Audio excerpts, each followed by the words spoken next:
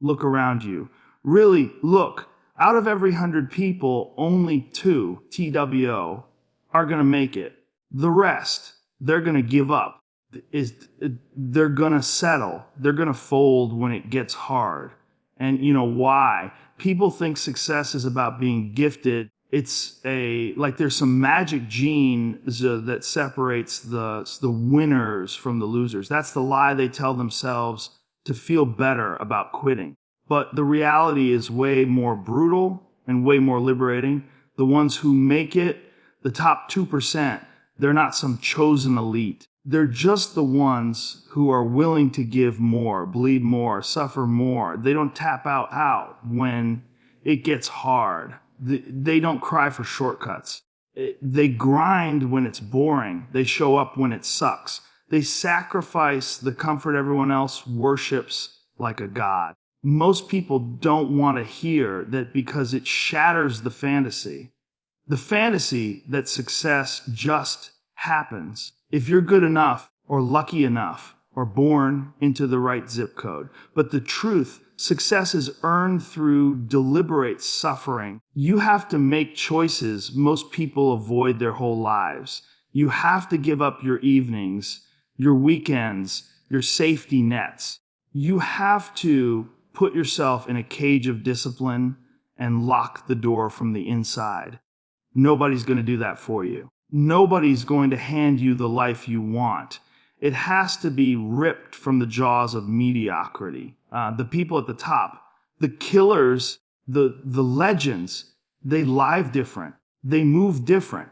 When most people are sleeping, they're training. When others are partying, they're building. They've made peace with loneliness, with pain, with being misunderstood, because that's the cost. You can't have the freedom everyone wants and keep the habits everyone has. It doesn't work like that. You either get to be great or you get to be comfortable, but not both. The sacrifice isn't sexy. It's not glamorous. You're not going to get a trophy every day. You're not going to get likes and praise and applause. You're going to get resistance. You're going to be broke. You're going to be exhausted. People are going to tell you to quit to be realistic. But deep inside, if you've got that hunger, that real raw hunger, you keep going. You walk through the fire because you've already burned the bridge back to average. You want to know why only 2% make it. Because that's how few are willing to go that far. Everyone says they want success until they see the price tag. And the price isn't just hard work. It's consistent hard work, day after day, month after month, year after year, with no guarantees, no safety net, no applause. That kind of life breaks the 98%. But the ones who endure, they don't just win, they transform. And yeah, the sacrifice is massive. You might lose sleep. You might lose relationships. You might lose your damn mind at times. But what you gain self-respect. You gain proof that you're not like the rest, that you didn't fold when life punched you in the teeth. That you were willing to do what others wouldn't, so you could live how others couldn't. There's a war going on inside every person, the war between what's easy and what's right. And most people wave the white flag the first time things get hard. But the few, the dangerous few, they choose pain, they choose the climb. They choose the sacrifice, not because it's fun, but because it's the only way to become who they're meant to be. So yeah, talent's cool, luck's nice. But if you want real success, the kind that changes your life, you better be ready to suffer for it. Because that's the only damn way in. Comfort is a silent killer. It's that soft voice in your head that tells you you've done enough for today, when deep down, you know you've still got more to give. It whispers, take it easy, you deserve a break, right at the moment you're supposed to push. And that voice, that's the voice that 98% of people listen to. why they fail. That's why they stay average, because they've built their lives around avoiding pain, avoiding effort, avoiding discomfort. And that's the fastest way to bury your potential. People act like being uncomfortable is a curse, like struggle is something to be feared. But here's the truth: in discomfort is the signal. It's the test. When you're uncomfortable, you're growing. When you're sweating, when it's hard to breathe, when your brain is screaming at you to quit, that is where progress lies. That's where change happens. But the problem is, most people never make it that far. They hit the first wall and turn back. They make excuses.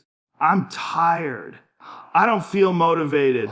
Start tomorrow. That's the anthem of the 98%. They live soft. They eat what feels good, say what feels safe, do what feels easy, and then they wonder why nothing in their life changes. They think the world owes them something because they tried. But trying is easy. Everyone tries. It's continuing when it sucks. Goal. It's a boring, when it's lonely. That's the separator. That's the thing that makes the 2% different. They've trained themselves to lean into pain, to choose discomfort on purpose, because they understand that's the currency of greatness. It's, you walk into a cold shower, your body says no. You get under a barbell, your muscles say no. You wake up at 4 a.m. after sleeping 3 hours, and your brain says hell no. But if you give in every time it's uncomfortable, you're reinforcing weakness. You're telling your mind that quitting is okay, that it's acceptable to live life under your potential as long as it feels safe. But life isn't safe. Life's a fight, and comfort will lull you right into mediocrity if you let it. You know why the 2% win? Because they've made peace with being uncomfortable. They don't need motivation. They don't need the perfect conditions. They've wired their minds to operate under stress, under pressure. Under pain. They don't wait for things to be easy. They attack when things are hard. And that's what makes them dangerous. That's what makes them unstoppable. Most people spend their whole lives building a cage of comfort. Then they wonder why they feel stuck, why they're depressed, why they can't move forward. It's because they've padded their entire world with softness, with excuses, with distractions. And the only way out of that cage is to do the opposite. Go into the fire. Seek the struggle, train your mind and body to crave discomfort, to get addicted to doing hard things. You don't build mental toughness scrolling on your phone. You don't build grit hitting snooze. You don't become a savage by choosing what's easy. You earn strength by making yourself uncomfortable every single day. That's the difference. That's the line that separates the elite from the rest. You either choose comfort and live average, or you choose discomfort and live free. But you can't have both. Fear is the gatekeeper. It stands in front of everything that matters. Most people see fear and they turn the other way. They back off. They rationalize. It's not the right time. What if I fail? What will people think? That's the loop they stay stuck in for years. Some forever. Fear owns them. It dictates their choices. It shapes their reality. And they don't even realize they've given their entire life away to a feeling. But here's the brutal truth. Fear doesn't go away. It doesn't get smaller. You just get stronger. You build calluses on your mind the same way you build calluses on your hands, by doing the hard thing over and over, especially when it scares you. The people who rise, the 2% who crush it in life, they're not fearless. They're just trained. They've conditioned themselves to move you toward fear, not away from it, because they know on the other side of that fear is where the real growth is. Everyone's afraid afraid to fail, afraid to look stupid, afraid to stand alone, afraid to risk, afraid to be seen starting from the bottom. But the difference is the winners feel all of that, and they do it anyway. They treat fear like a compass. If something scares them, they know that it's probably the exact thing they need to do. That's how they find the edge. That's how they break past plateaus. That's how they evolve into something unrecognizable from who they used to be. Fear's job is to keep you safe, but safe is code for stuck, comfortable, predictable. The same job, same routine, same empty days. Fear is trying to protect you from pain, but it's also protecting you from growth. And that's the trap. You think you're avoiding danger, but really you're avoiding your own damn life. You're giving up possibility for certainty. But all the best parts of life, freedom, power, meaning, they only exist on the other side of risk. You want to launch that business. It's going to be scary. You want to change your body. That's scary. You want to speak, create, fight, lead. That's scary because anything worth doing always is. But fear isn't the enemy. It's the invitation. It's the test that separates the ones who want a bit from the ones who deserve it. Everyone says they want a better life, but how many are actually willing to face down their fear and walk straight through it? The top 2%, they don't pray for fear to go away. They invite it. They say, bring it on. They use it. They ride it like fuel. When fear hits their chest, it doesn't stop them. It wakes them up. It tells them they're about to enter territory that most people avoid. And that's the whole game.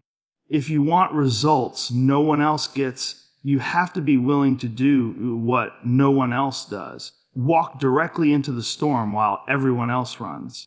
You've got one life, one shot, and fear is standing between you and everything you've ever wanted. The choice is simple. Do you let it stop you, or do you let it sharpen you? Every day, you get to decide, turn your back and stay the same, or face it and change everything, because fear never disappears, but neither does regret. Pick your pain. Everyone wants the results. Everyone wants the success, the body, the money, the freedom. But hardly anyone wants the grind that comes with it. They wait for motivation like it's some divine lightning bolt that's going to strike them out of nowhere and carry them to the top. But that's not how it works. The winners, the top 2%, they don't depend on motivation. They don't chase inspiration. They build habits. It's unshakable, ruthless habits, systems that run whether they feel like it or not. That's the difference. That's the line between those who make it and those who just dream. Most people are emotional about the work. They only do it when it's exciting, when it's fun, when it looks cool. But success isn't born in those moments. It's built in the monotony. In the early mornings when it's still dark outside, in the reps no one sees, in the late nights when everyone else is watching Netflix and they're still locked in, that's the reality. The grind is boring. It's repetitive, and that's exactly why most people can't handle it. They want variety. They want fireworks. But the ones who win are the ones who can show up and do the same unglamorous work again and again without needing applause. That's mental toughness. That's how you rewire your brain to become a machine. Because when something becomes a habit, it becomes automatic. It becomes non-negotiable. And when your actions are non-negotiable, your results become inevitable. You can't trust your feelings. Feelings lie. They tell you to stay in bed. They tell you to eat that garbage food. They tell you to skip today and start tomorrow. But discipline doesn't care how you feel. Discipline says, we do it anyway, whether you're tired, sick, bored, or burned out. If it's part of the mission, it gets done. And the more you live that way, the more unstoppable you become. That's why habits matter more than hype, because hype fades. The buzz of a motivational video lasts maybe an hour. But habits carry you through the days you want to quit. Habits are your armor against weakness. They don't rely on motivation, they replace it. It's not about being fired up all the time. It's about being consistent when the fire is gone, when the hype has died down, and all that's left is the choice to show up or not. Most people live in cycles. They start strong, fall off, then start again. Over and over, they never build momentum because they never build systems. They're chasing peaks, but avoiding the plateaus. But the truth is, success is built in the plateaus, in the flat, boring, grinding moments when nothing seems to be happening, but you keep going anyway. That's when it's being built. Quietly, in the background, one rep at a time. The champions don't need fireworks, they need progress. And they understand that progress is a slow, invisible beast that only shows itself to those who keep showing up without needing a reward. You show up, you execute, and over time, those boring little actions stack up into something massive. Something that makes people look at you and say, how the hell did you do that? And you'll know it wasn't magic. It wasn't hype. It was the habits. The quiet, ruthless, unbreakable habits that never took a day off. So if you're waiting to feel ready, you'll be waiting forever. If you're waiting for motivation, you've already lost. Build the habits. Lock them in. Make them part of who you are. And let the results speak for themselves. Excuses are the language of losers. They're easy. They're comfortable. They let you off the hook. But they're poison. The second you start justifying your failures, your laziness, your lack of results, you're done. You've already lost. Because you've made it okay to be average, you've made it acceptable to be weak. And here's the truth most people don't want to hear. You don't get to have excuses and greatness at the same time. You have to pick one. Everybody's got a story.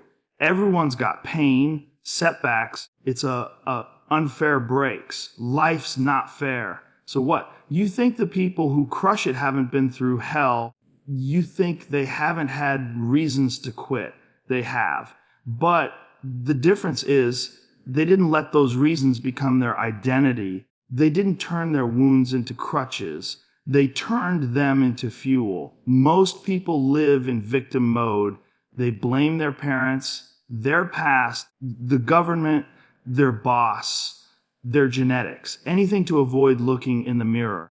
Anything to avoid admitting that the only thing standing between them and the life they want is the person staring back at them. That's hard. That's raw. But it's also freeing, because if it's your fault, then it's also your power. You can change it, but only if you own it. Excuses are seductive because they let you sleep at night. They give you a story to tell yourself when the results don't show up. I was too tired, didn't have time. I had too much going on. No, you chose something else. You made a choice. Every day you make choices, and those choices shape your reality. If you're not where you want to be, look at your decisions. Look at what you're prioritizing. Look at what you're avoiding. The people who win, they take full responsibility for everything. Even the stuff that's not their fault, because they understand that as long as they're blaming, they've given their power away. They've handed control to someone or something else. And when you do that, you're no longer the author of your own story. You're just reacting, just surviving. You want to be great. Then kill your excuses, hunt them down and destroy them. Every time your brain feeds you a justification, challenge it. Push back, because every excuse you allow becomes a brick in the wall that keeps you from your potential. And eventually, that wall becomes a prison. You're trapped in a life you don't even like, built with excuses you told yourself for years. It doesn't matter where you started. It doesn't matter what happened to you. What matters is what you're doing about it now. What are you doing EU today to be better than you were yesterday? What are you sacrificing? What are you building?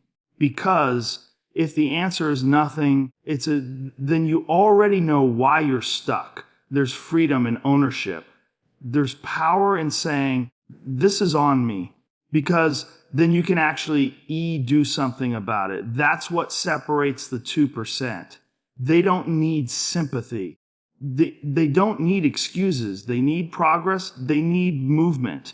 They need the next step. So here it is. Stop lying to yourself. Stop hiding behind your reasons. Start owning your life like your future depends on it, because it does. You can't be great and make excuses. Choose one. And if you really want it, there's only one option. Burn the excuses. Step into the fire and build the life no one thought you could.